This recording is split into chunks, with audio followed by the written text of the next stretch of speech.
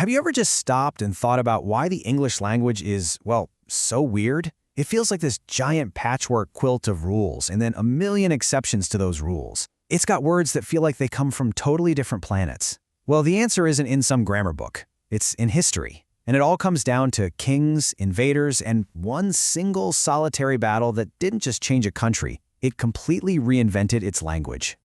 So let's start with a question you've probably asked at some point. Why do we have cows mooing out in the field, but we eat beef on our plate?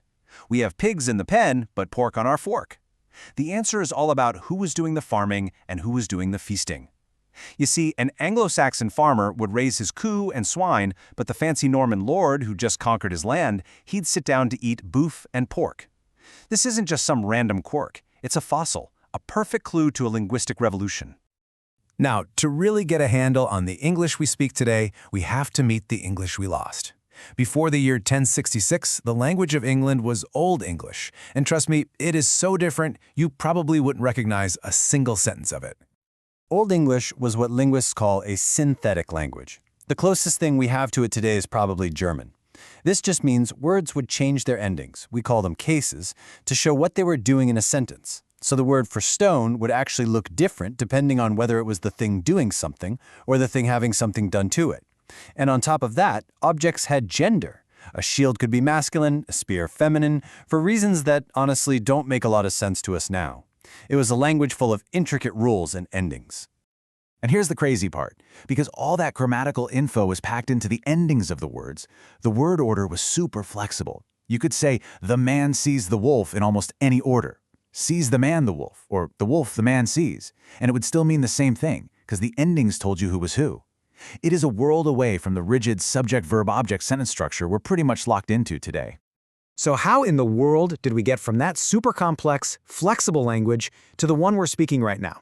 Well, the answer isn't some slow, gradual change. It was a sudden, violent collision of cultures, and it was all kicked off by one world-changing event. The year is 1066. William, the Duke of Normandy, sails across the English Channel and defeats the English king at the Battle of Hastings. Now, this wasn't just swapping out one king for another. This was a complete and total replacement of the entire ruling class. All of a sudden, a French-speaking elite was in charge of a completely English-speaking population. And the result of that? A kind of linguistic apartheid. Suddenly, England had two languages, split right down the middle along class lines. French became the language of the royal court, of the law, of government, basically the language of power. English got pushed down, becoming the language of the conquered, the common folks out there working the land. Which brings us right back to our pigs and cows. This table just lays it out perfectly. The Anglo-Saxon peasants speaking their Germanic Old English were the ones raising the swine, the sheep, and the cow. But the Norman lords speaking French were the ones sitting at the table eating the pork, the mutton, and the beef. It's literally the language of labor versus the language of the table baked right into our vocabulary. So for about 300 years, these two languages just kind of existed side by side.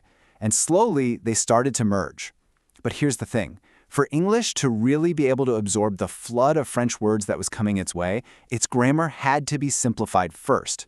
And ironically, that work had already been started by a completely different group of invaders. You see, centuries before the Normans ever showed up, Vikings had settled huge parts of England. Their language, Old Norse, was actually pretty similar to Old English. They could kind of understand each other. But all those complicated word endings, they just got in the way.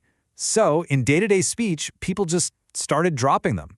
This simplification, this wearing away of the grammar, is what made English ready and able to absorb thousands of new French words. And get this, we have the Vikings to thank for some of our most basic words like they, them, and their.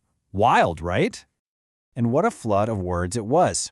It's estimated that over 10,000 French words poured into the English language during this period. Just think about that number for a second. And the craziest part is that about 3/4 of them are still in use today. And you can literally trace the flow of power by tracing the flow of words. The new vocabulary wasn't for everyday stuff like house or bread. Those words stayed English. No, it was for all the things the Normans now controlled. Government, parliament, justice, military, court. English didn't just borrow a few words, it borrowed the entire vocabulary for how to run a country.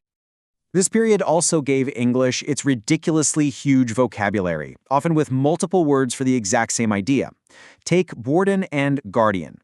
They both come from the same ancient Germanic root word, but one came into English from the Norman dialect of French, and the other came in later from the Parisian or Central dialect. The result?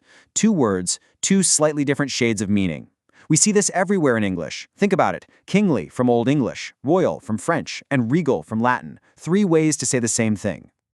Okay, so by the late 1300s, this new hybrid language, Germanic grammar that got simplified by Vikings, now with a massive injection of French and Latin words, was the language everyone was speaking on the street. But it took one guy to make it the language of art. When Geoffrey Chaucer sat down to write the Canterbury Tales, he made a radical choice. He didn't write in fancy Latin or courtly French. He wrote in the everyday, messy, vibrant language of the English people. And just look at it. I mean, it's difficult, yeah, but you can see the bones of our language in there. It's recognizable in a way that Old English just isn't. Chaucer's genius wasn't just that he was a great poet. It was that he was so influential. By choosing to write in the London dialect, he basically gave it a huge stamp of approval. And pretty soon, this version of English became the Chancery Standard, the official language of government, and it formed the very foundation of the modern English that we all speak today. So what's the takeaway from all this? What did this incredible collision of cultures and languages actually leave us with? What's the legacy of this 1,000-year-old story in the words you and I use every single day? Well, here it is. This is the DNA of modern English. The grammar got way simpler, we threw out all that complex Old English baggage, the vocabulary got absolutely enormous, giving us all this incredible nuance and variety, and the spelling, well, when you smash together Old English spelling rules with French spelling rules and then let the pronunciation change for a few hundred years, you get the beautiful, chaotic, illogical mess that is English spelling. The story of English proves that a language is never really finished. It's a living thing, an artifact that's constantly being shaped by conquest, by class, by culture. The Norman conquest was the great disruptor of its day. And it kind of makes you wonder, right? What are the great disruptors of our time?